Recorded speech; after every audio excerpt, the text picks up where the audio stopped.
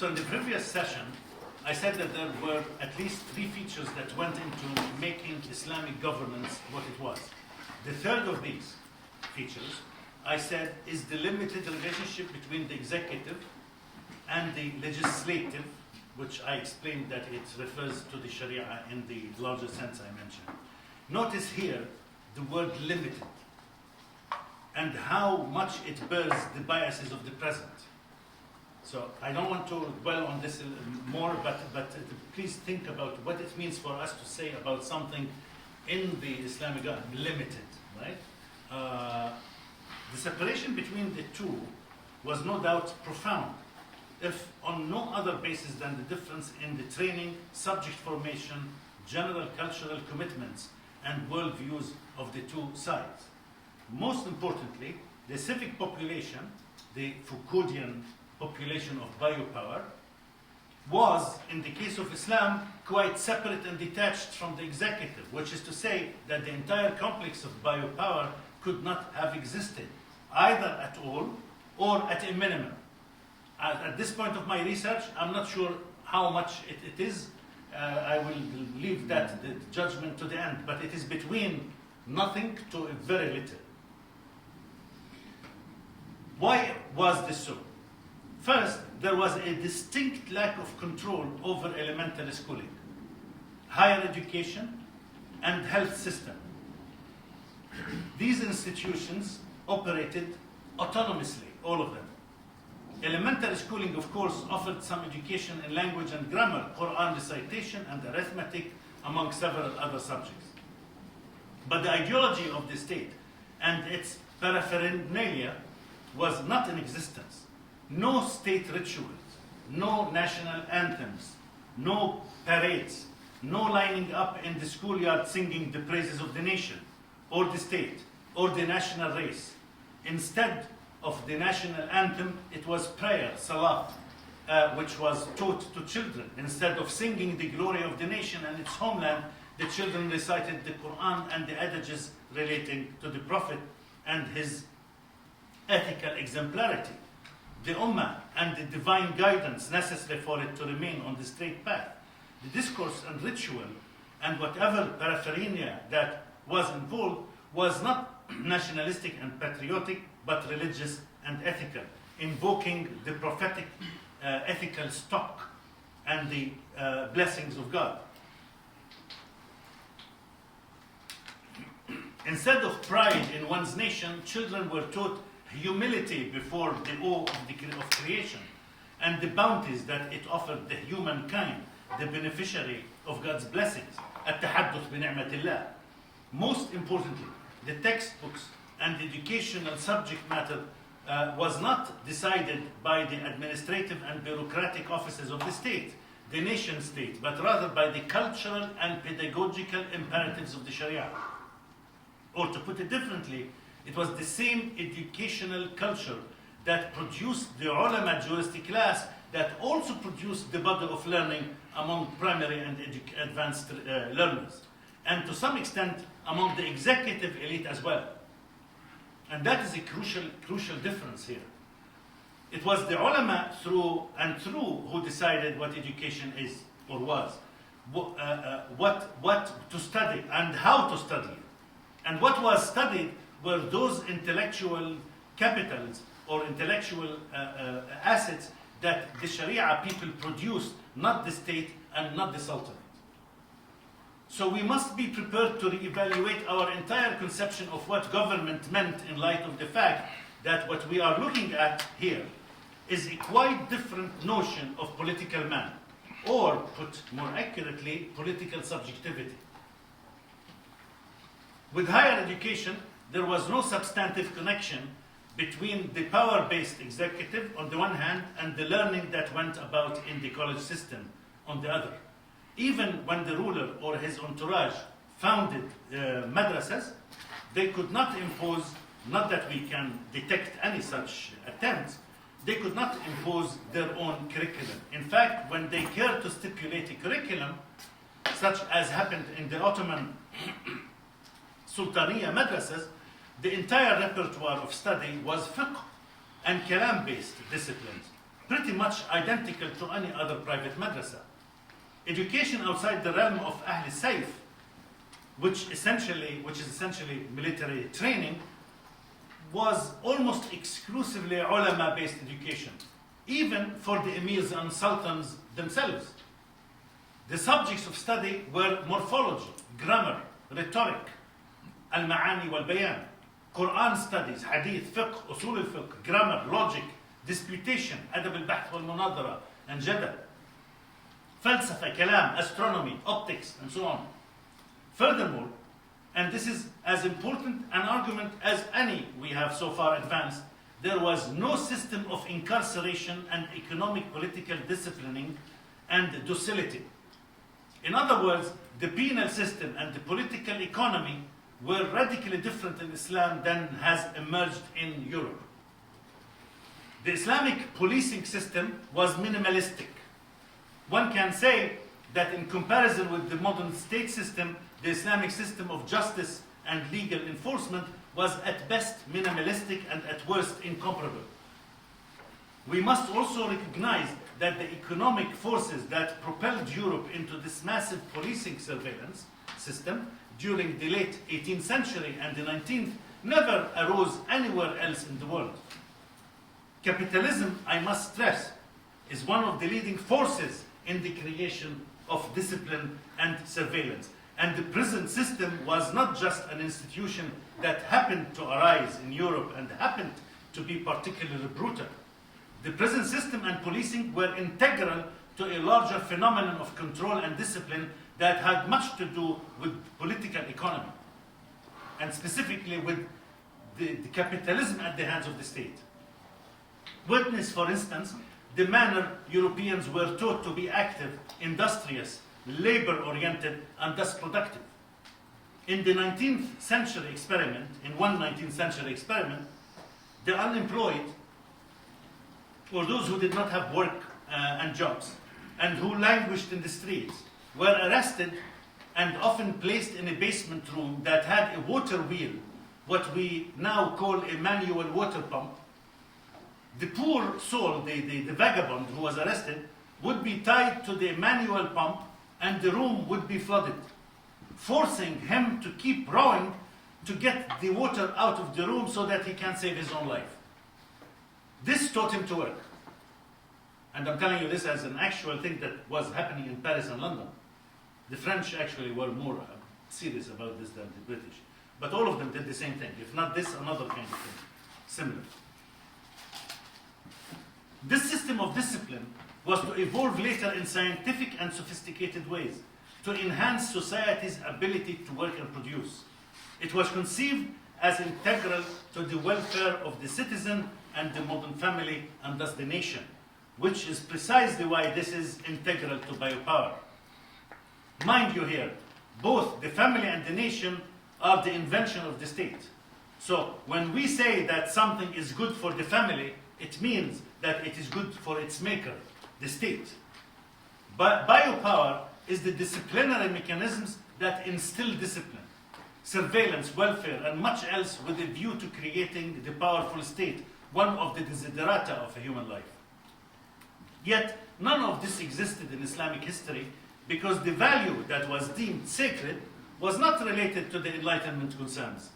It was a value that placed emphasis on the inner being of the subject first, and only secondarily, or even marginally, on the material aspects of the world. If anything, we can point to an opposite telos, one that relates to cultivating the self to attain the desirable state. These are the Sharia and Sufi technologies of the self.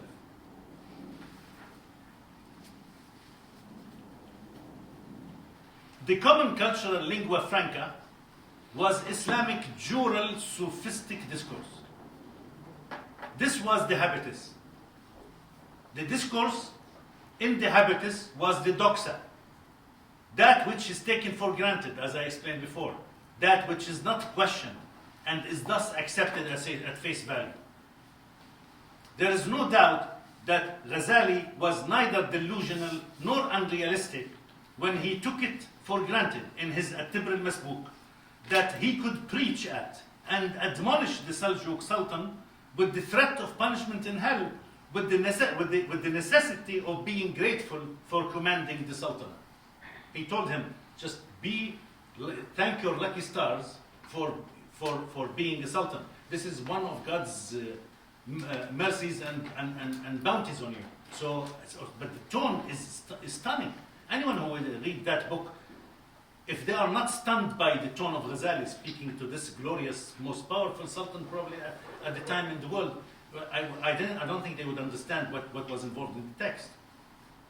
That was the common language that constituted the Doxa of the age. And Ghazali often uttered it in a commanding, if not imperious, voice, precisely because it was a Doxa. I mean, if Machiavelli were to have written this in his book Prince, his head would be cut off probably, using that tone. Finally and crucially, the Islamic central domain of the Jural was never interested in the continual remaking of society and its institutions. This is very important. As I remarked earlier, the modern state created what we now know as society. Society, strictly speaking, never existed in human history before the 17th century. For society is the product of the state. The Sharia, the only domain and field of operations that could affect social ordering, was not interested in the remaking of the community, the moral community on which the Sharia itself rested and took for granted and it presupposed. We can say without much inaccuracy that the maintenance of existing communal relations and communal structures, as the historical anthropologists have shown us, was a Sharia desideratum. Which is to say that the maintenance of communal and communitarian ecology worked for social stability and filial and clan flourishing. By stark contrast, the modern state divided, rearranged, reordered the social unit so as to meet the requirements of capitalism and the necessary social engineering, ending up with a process of individuation that segregated individuals into autonomous units. And that left them vulnerable to the imperatives and priorities of consumerist and capitalist production, as well as to the psycho-political needs of nationalism. There were many things were working together. Without social atomization, capitalism could never flourish, whereas without the community, the Sharia would wither into oblivion. The Sharia cannot live without the community, in the sense that was meant by it for over 1,000 years. And that's why, for another marginal methodological remark, that's why if you don't understand the anthropology of the community, you will never really understand the fiqh works properly. The fiqh works presuppose such an understanding.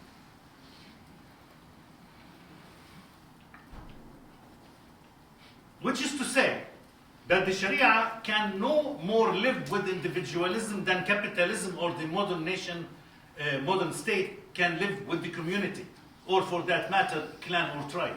That's why modern states, the first thing they do when they become states is to settle the Bedouins. We've seen it in almost every state in the world. But most importantly, we must recognize that the subject of the Sharia is entirely different from that which inhabits the modern state. The subject. Subjectivation works in various ways, perhaps even in nearly countless ways. And for every way, there is an attendant technology. Subjectivation technology depends on patterns of repetition, which is why we call it technology. It's like a machine, does the same thing all over and over again.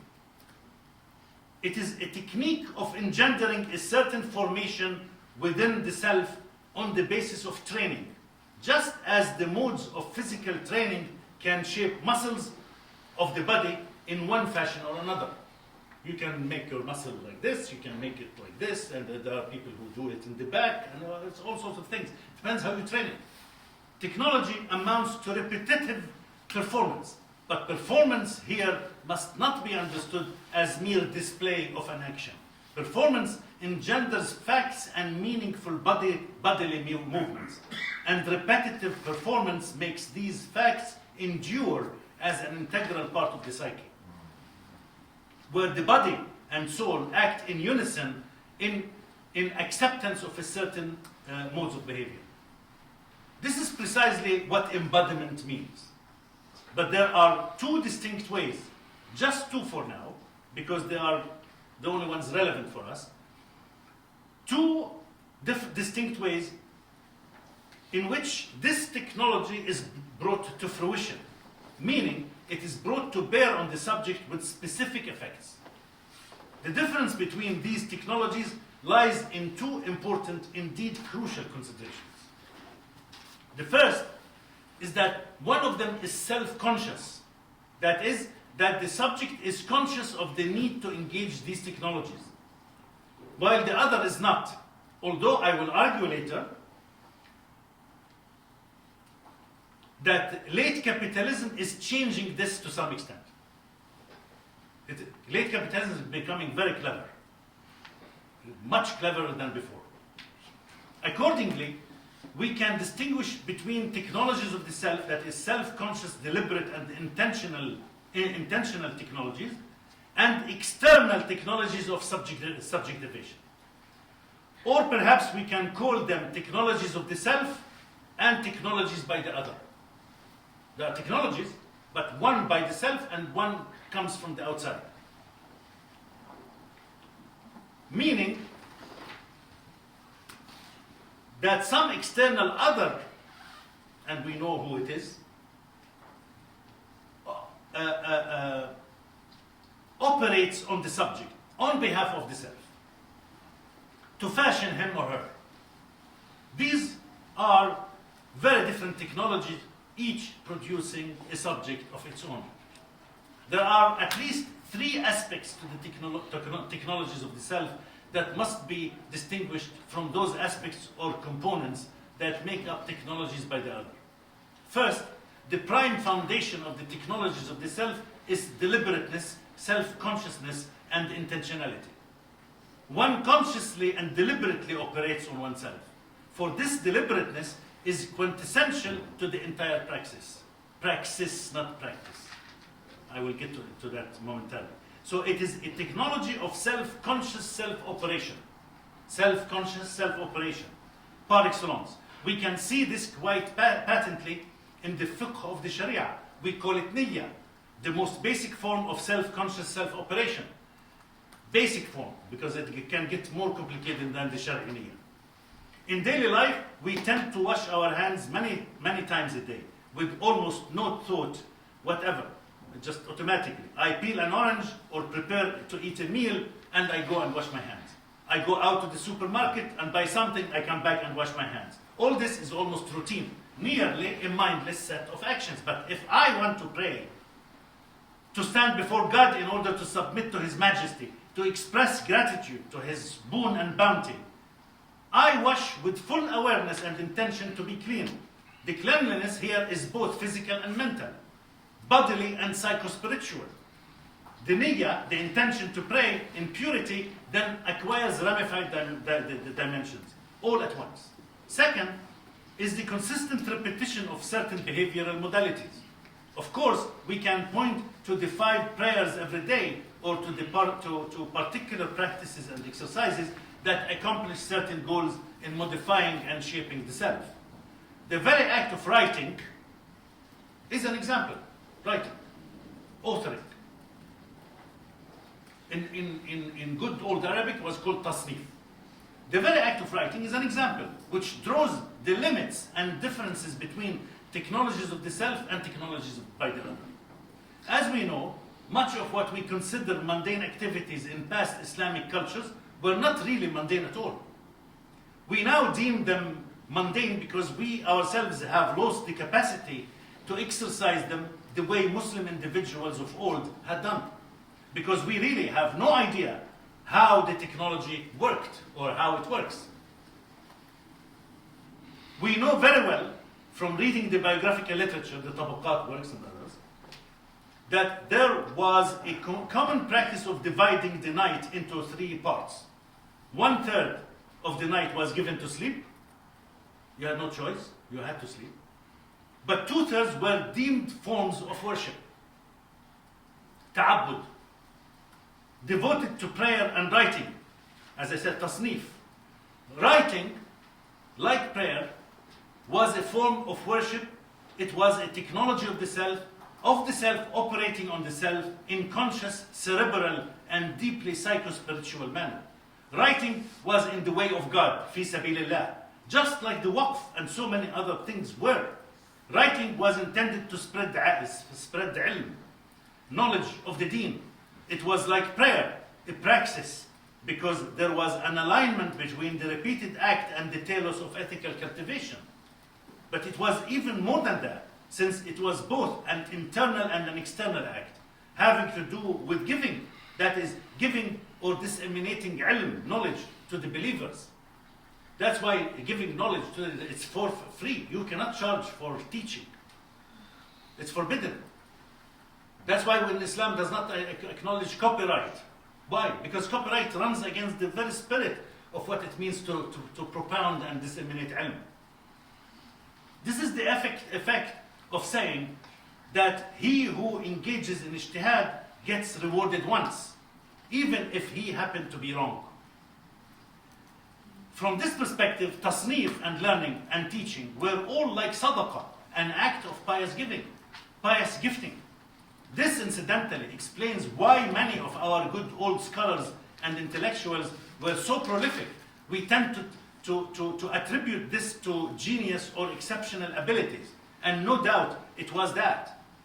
But there was much more to explain almost the unrealistic output of these scholars, some of whom are reported to have authored in their lifetimes 300 or 400 books, some of which are dozens of volumes. How could this have happened? Sometimes I wonder. If you add brilliance and creativity to hard work, which for us here means technological repetition, over a lifetime, then it is easy for us to understand how these individuals accomplished the almost impossible. Third, and stemming from what I have just said, there is the component of the ethical content of the technologies of the self. This is its quintessential condition, namely that the acts being repeated are consciously and deliberately designed to accomplish an ethical end. It's not spontaneous. It's designed. It is deliberate. It is planned. It is in fact arguable that the technology of the self must be situated in an ethical cosmology, for this would be the ontology or the ontological context in which the technology of the self can justify itself. Which is also to say that the relationship of this subject to ethics is always asymptotic, as I mentioned before, because it is of the essence for such a mode of being to always aspire to an ethical benchmark that can never be wholly or truly fulfilled. This is a great challenge. I love the conference of the bird, Mantiq al-Tayr of Fariduddin al-Attar, precisely because of this. At the end, of course, 30 birds reach but it's just they reach a certain level, but they are not God themselves. But they get but the rest of them tried, but they fell off along the way. This asymptotic marker, this benchmark, is key to understanding these technologies. For the sooner we understand it, the better we come to understand much in this culture, Islamic culture, and its ethical practices. This also invites a consideration of the relationship between the subject and actual reality, which can never be standard or criterion of desirable or exemplary behavior. We shall see later the significance of this mental and psychosocial state in comparison with the modern political subject, who is at once a Homo Economicus. Finally and fourth, one of the chief purposes of the technology of the self is to achieve detachment from the world and its slavish predilections, detachment from its temptations that subjugate the self and debase it. We speak of this today in terms of freedom, since this concept has emerged as a paradigmatic one in the Enlightenment and has simultaneously complicated our relationship with reality. This kind of a detachment may also be called inner freedom.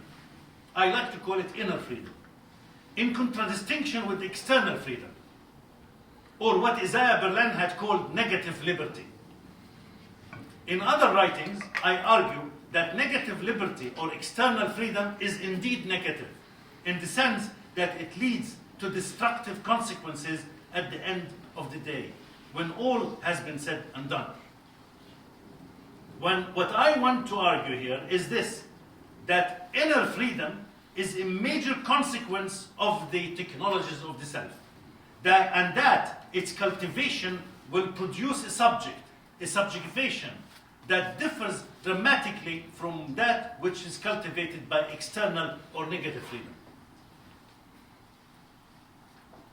So for me now, negative, and I rename them deliberately, and I will have to modify them dramatically, is that the Berlinian positive freedom is an inner freedom, which radiates onto the external world. But the negative freedom is an external freedom that actually narrows down into the self and destroys it. This is the summary of my attitude towards these types of freedom.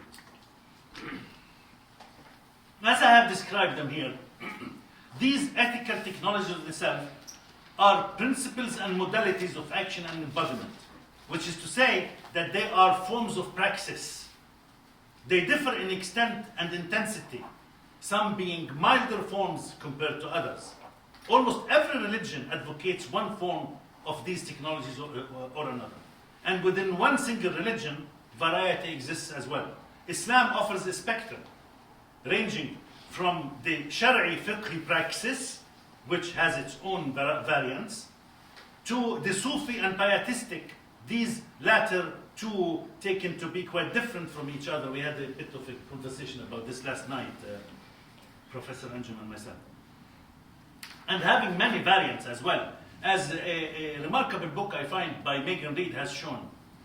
My central point here is that the ethical technologies of the self were integral to the very constitution and practice of Islam. And as such, we can comfortably say that it was, until the 19th century, integral to its habitus, nearly irrespective of place and time. Of course, all this has serious political implications. I'm not saying this just, this is a political issue altogether. From the moment I started opening my mouth this morning until now, I am really talking about just politics. It has serious political implications for both the polity and political institutions of Islam, but also, and perhaps more importantly, for the political subject that inhabits these institutions.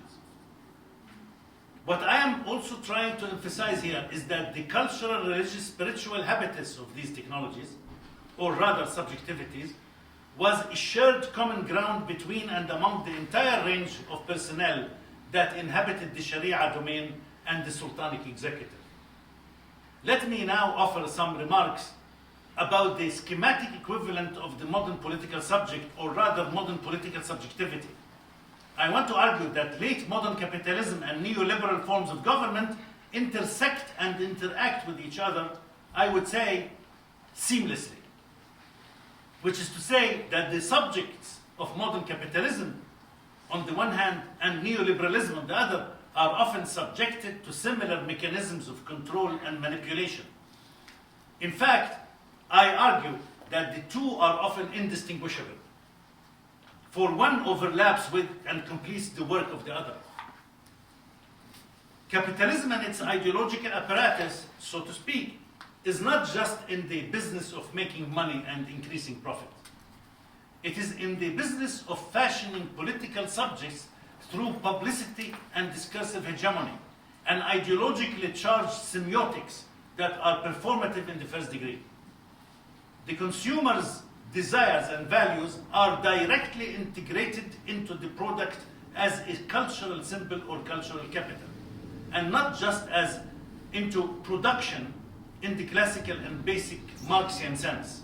Marketing and publicity construct the product and solicit forms of subjectivation.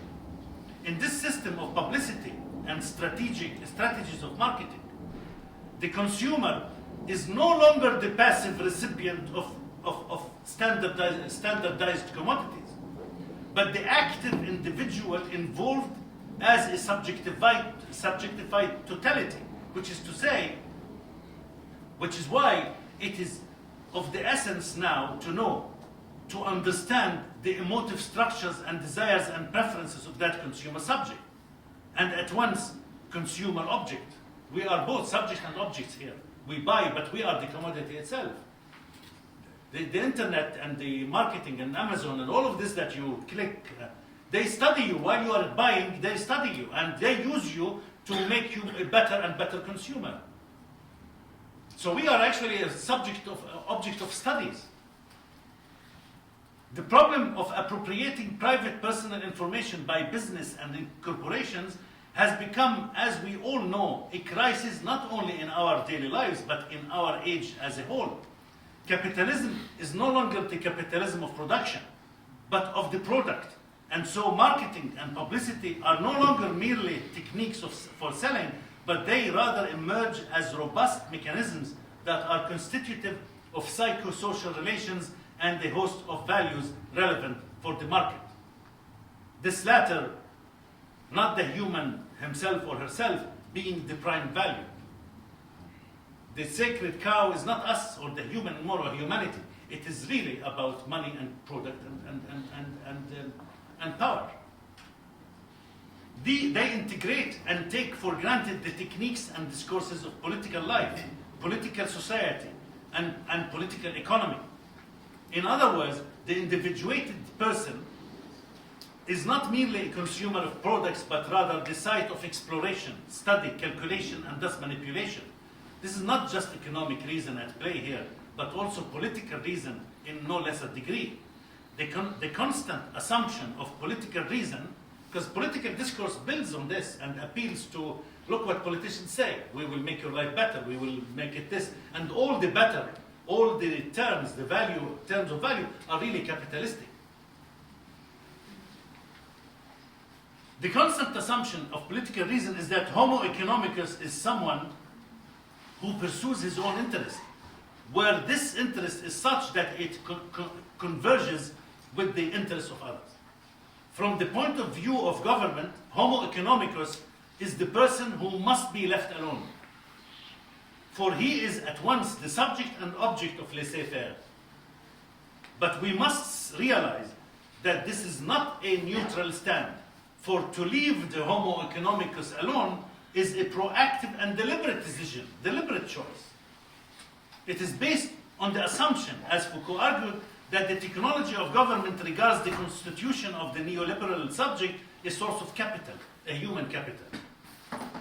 The subject no longer exists as one who merely pursues some interest, but rather as a potential source of capital that can and should work on itself in order to achieve the best return on its own investment, to work on itself. And then this is why I tell you that late capitalism is getting smart in terms of technology of the self. In neoliberalism, Foucault remarked, Homo economicus is an entrepreneur for himself or of himself. Furthermore, Homo economicus is someone who accepts and embraces reality, no matter what value it brings forth. Rational conduct is therefore deemed to be any conduct which sensitively responds to modifications in the variables of the environment, making this new subject, in turn, sensitive to the is rather than the ought of a human reality. Here, there is no fixed ethical benchmark that constrains and restrains the liberal agent.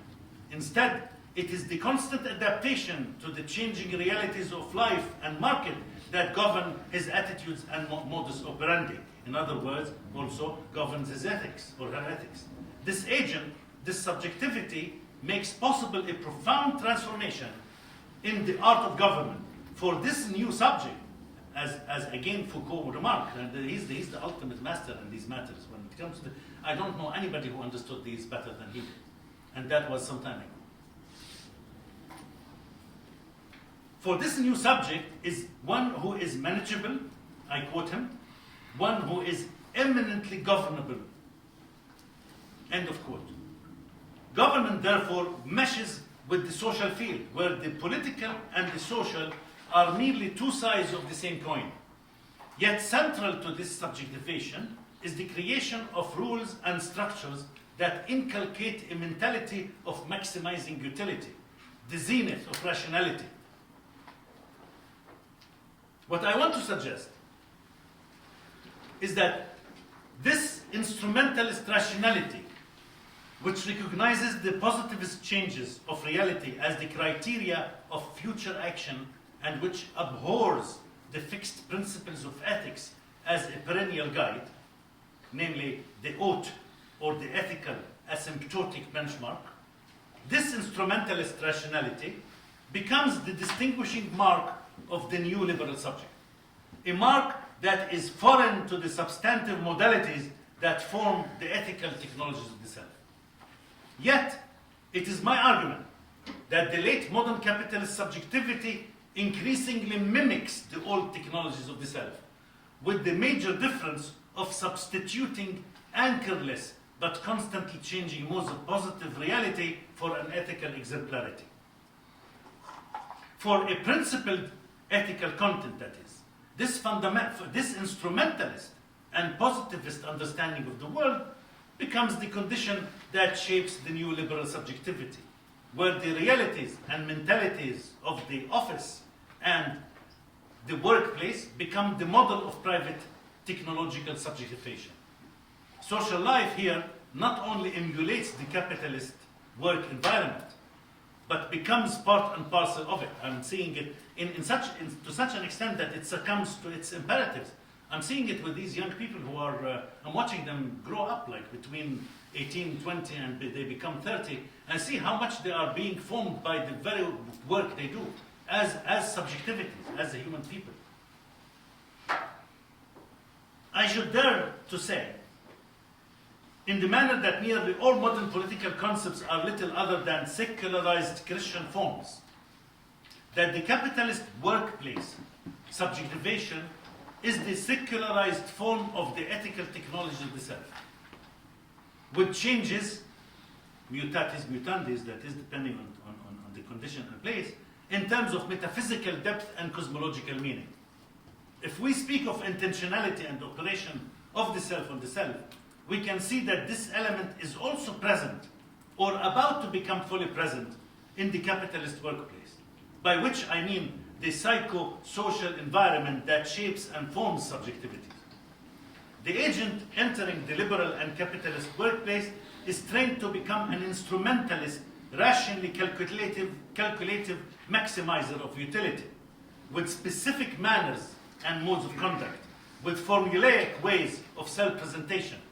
I'm stunned by the way people are now expressing themselves. This is how I know that I'm an old dinosaur, is because I can never learn. These are now becoming almost a culture, and they are all coming from the workplace, from capitalism and consumerism and the world of production.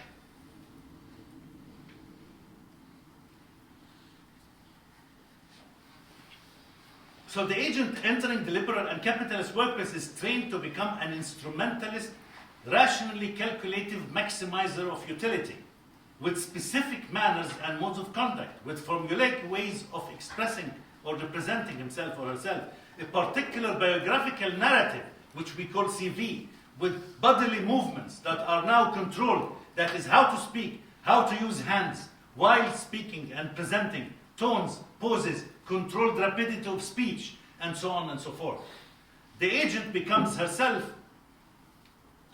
the agent subjects herself to these techniques at all time, but not for the sake of cultivating a code of ethics or for the production of an ethically exemplary personality. Far from it.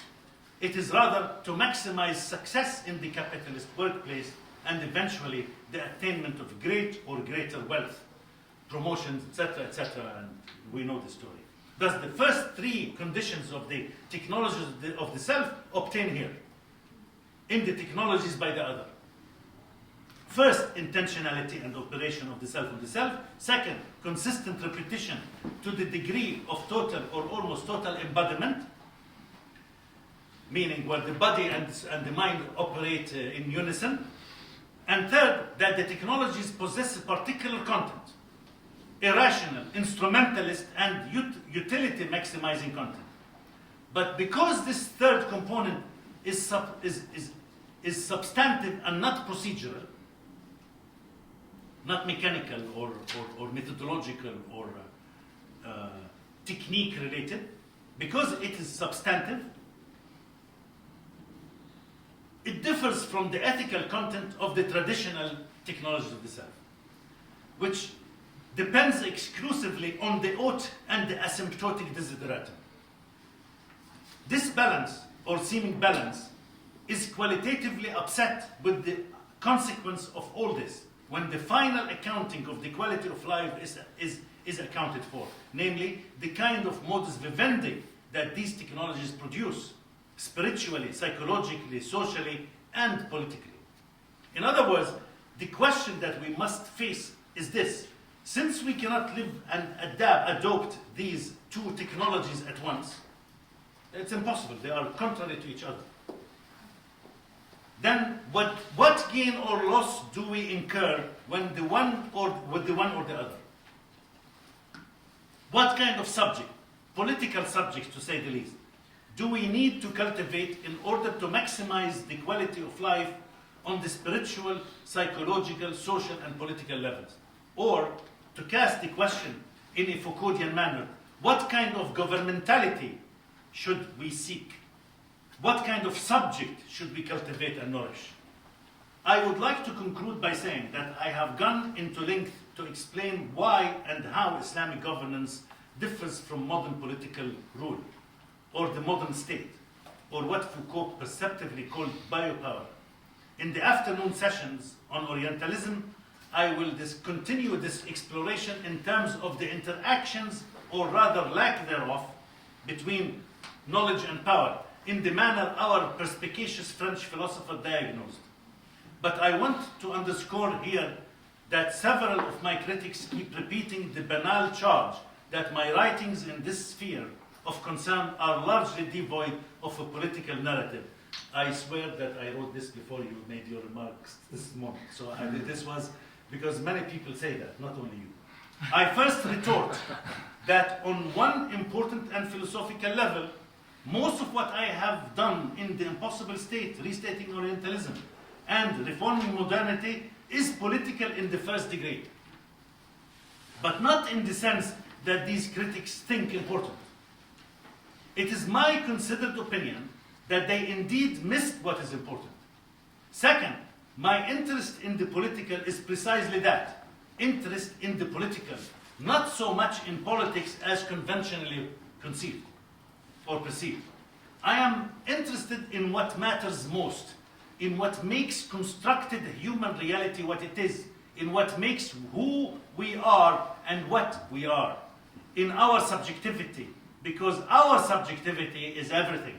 Our subjectivity constructs our reality, for there are two realities in this world that are largely, though not totally, separate. The natural world as it is, and our constructed world as we make it. The latter, the constructed world, is the precise and exact reflection of our subjectivity, and that is where I am interested in drawing out the lines of difference between the historical Islamic experience and our own experience in modernity. And this difference cannot, insofar as myself can tell, be deciphered in any better way than through the study of subjectivity.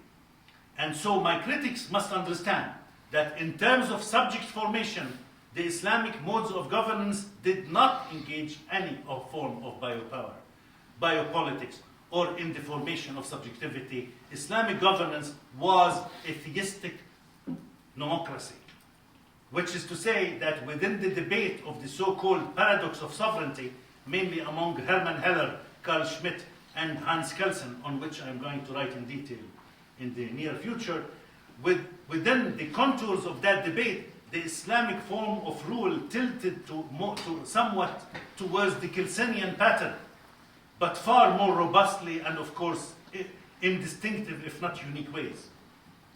We now know, and for good reason, we now know that Kelsen's theory really never survived the Schmittian onslaught, even when so many scholars abjure Schmitt himself for his personal Nazi background.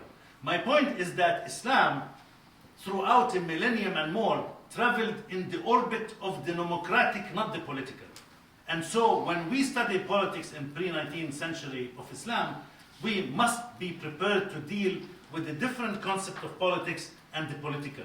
I can see, however, how novel this concept is far for existing forms of scholarship, and how overtaken this scholarship has been by anachronistic concepts, because admittedly they are very powerful. But this is not a good reason to continue this path. A new one must be charted, however much it may prove to be disturbingly innovative. Thank you.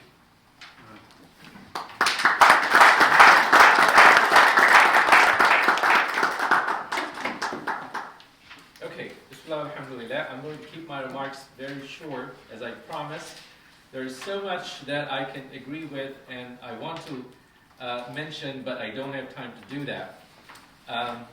So I will simply mention some things that I think need further elaboration or correction. First, you mentioned Foucault and Foucault's technologies of the self as your guide in understanding modern subjectivity and subjectivity formation.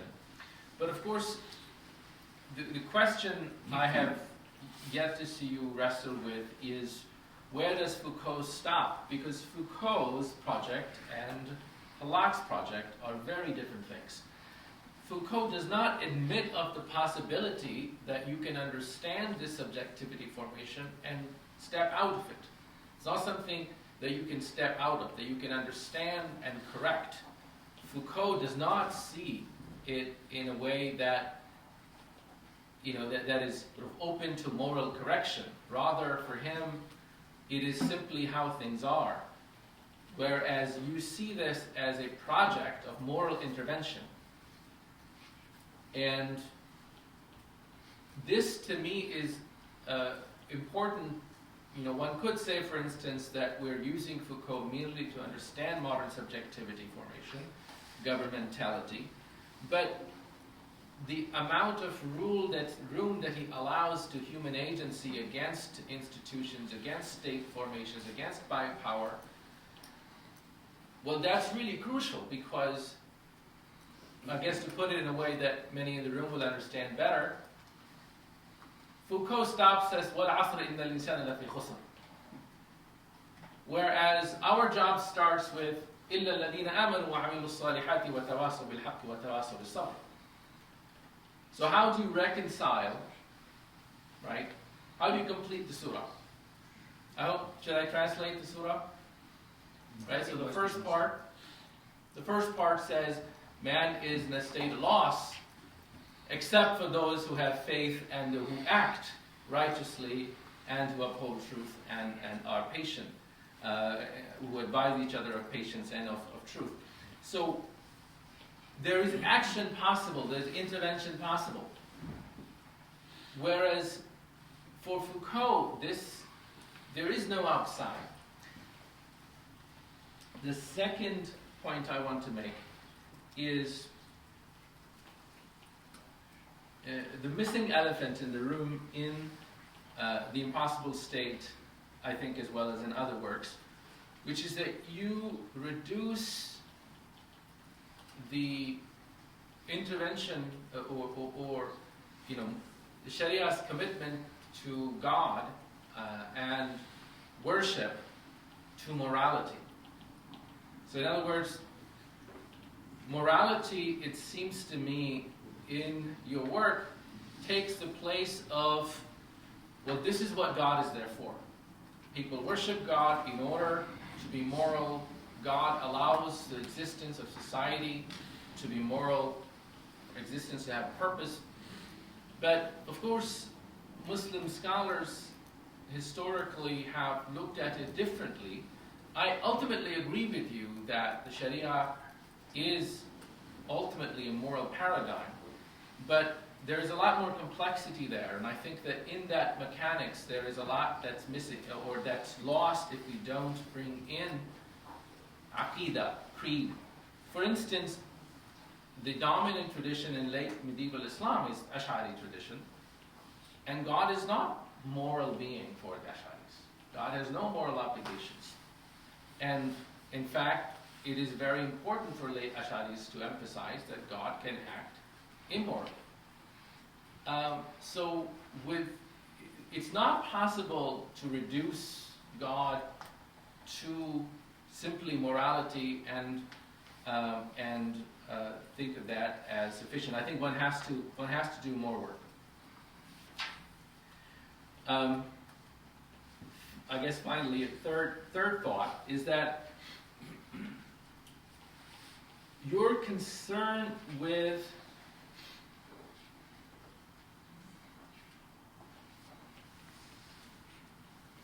the critique of modern life in general, of modernity's effect, is almost is very fine-grained, but it's focused almost exclusively on instrument and technique. And this is an interesting concept. It's less of a critique than an observation that when one looks at modern Muslim scholars of all different bents, whether those who call them reformists or traditionalists and so on, they focus on maqasid and accept the instrumentality of the modernity offers them. They say, you know what, we need maqasid, we need God in our life, we can take modern state and take it in a new direction, but also in more micro sort of way, you look at various instruments of capitalism and Islamicize it. And because the goals need to be met, the goals of whether it's pushing back against colonial power or secularism and whatnot. But in your critique, secularism, for instance, appears only indirectly, not as a doctrine, but only as instrumentality and technique. And so, just an invitation to reflect on those three things. And you may, of course... What would be the question that stands behind the last point?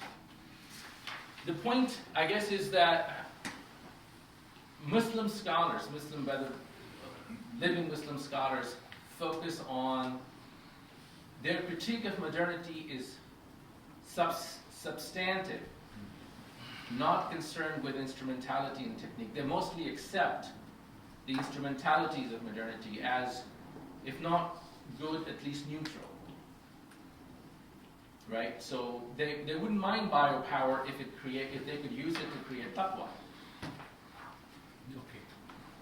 Yeah, call for jihad is a biopower, right? Sorry? Call for jihad is the ultimate biopower.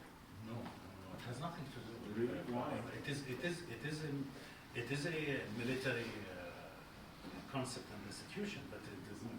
Biopower is about a particular control of society and people and creating certain subjectivity by the jihad is naive in that sense.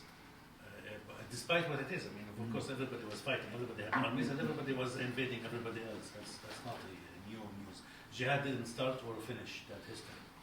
But the biopower was something else. It's a far more sociological and psychological, subjectivity-related, and within a whole system of structures. So we cannot separate, for example, science from, as I said, science from law, or law and science from the state and political institutions, the social institutions, hospitals, the medical profession. All of this was biopower. But how it worked together, almost every part of it existed in the Muslim world. But it was used and employed and harnessed to different effects. There were hospitals, of course. Almost every major waqf had a hospital. So it's not like Muslims were innovators in medicine and in so many scientific fields, including optics, etc. But the medical system was not used in any way similar to how the medical system was converted into particular instrumentality in the 19th century and after. Right. Are we ready for questions and answers? Well, to be honest with you, I have here half an hour of response, just from the excellent questions of my colleague. I think so, yeah. I mean, So should I answer at least the first two? yeah, if you could answer the first two, and then I will try to answer them as quickly as possible. The difference between I use Foucault for my, there are two prongs for my answer. One is that I use Foucault, I'm free to use Foucault as I like and to the extent I like. I don't have, just because I used 1% of Foucault to use the remaining 99%. Foucault is the most brilliant commentator I know of about the, this is why he spent all of this Collège de France years, and even before, from when he wrote the history of sexuality, he was obsessed with the idea about who we are, because he started with the Kantian question in what is enlightenment. Is really the ultimate question for Kant was, who are we now? And what Foucault wanted to do is ask the same question, updated, so to speak. And that for him is what constitutes philosophy. For Foucault, philosophy is not about metaphysics, it's not about what was traditionally conceived. For him, philosophy is relevant nowadays only insofar as it can answer the question of all the issue of power and knowledge and all of their relationship and their collusion, all went to the prisons and hospitals, all went to the service or to the effect of answering, who are we now? And I think to that extent, Foucault was, and everybody knows this, I think, or at least most everybody knows, that Foucault was quite radical and who was not happy with the current situation. I agree with you that to some extent he stopped somewhere. And I leave him there. Where he stopped, I say to him goodbye. Because my project continues. He got stuck. In my opinion, Foucault is despite everything he said, and despite all of his critique, he remains in one strong way, a secular liberal as hard as anyone I know. Because when he came to solutions about the technology itself, which he spent years and years studying, he stopped at one point where, in fact, you cannot do any reform on the basis of what you, Foucault, have done for so many years without accepting something, what he called juridicality. He refused he has an important article which very few people pay attention to, called What is Critique? And it is important to know that there is a part of that article that says that the solution to the issue of recreating the subject in ethical ways is according to the tradition, is juridicality, meaning it's something like the Sharia, or what Christianity has also engaged in to some extent. And he said no. He said, I will not go there. Because Foucault is still like the Enlightenment and like everyone who is working in France, is no matter how liberal, how radical they are in their thinking, they are still operating under the trauma of Europe in the past 700-800 years, if not 1,000 and more. Because I think and I will say it here before an international audience, that the Enlightenment is a traumatic reaction to what happened to Europe over the centuries before it happened.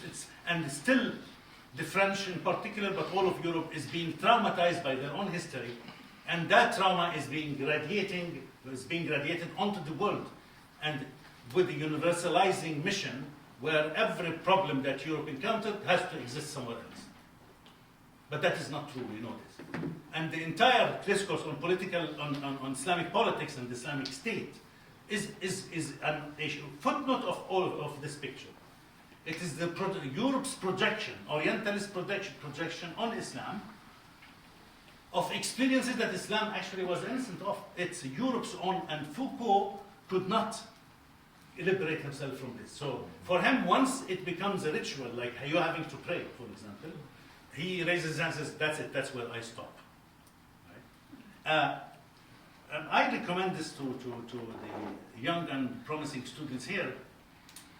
I recommend reading his later work, but also What is Critique? It's an article.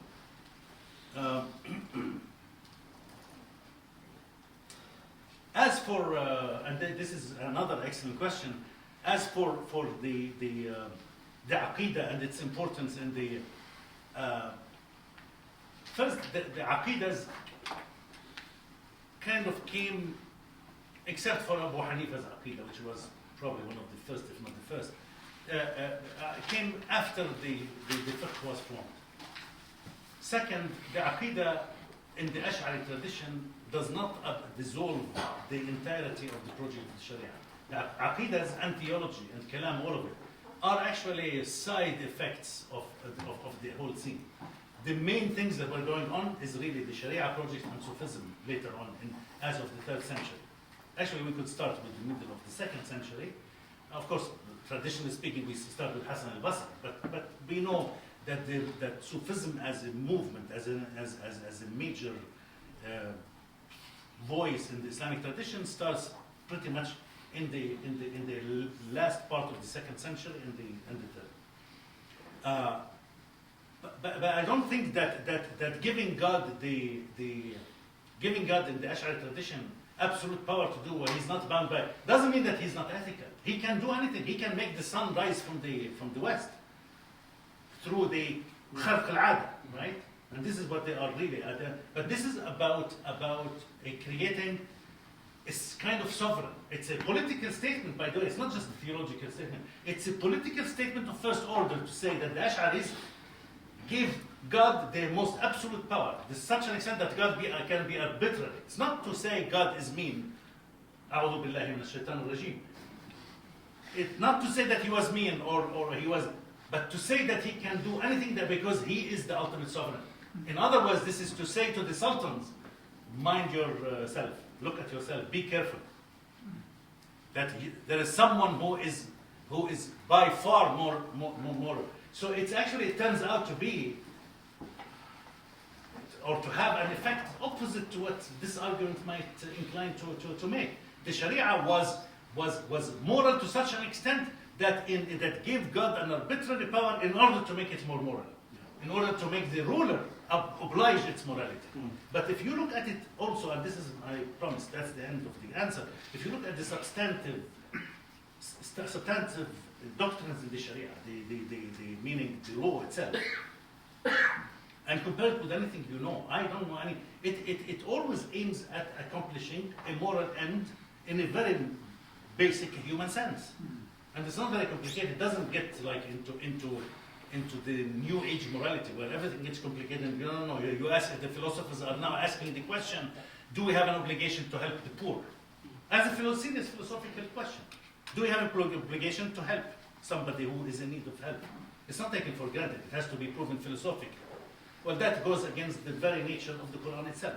The Quran says without it, you don't have to reason about it, that the poor have an entitlement against your wealth.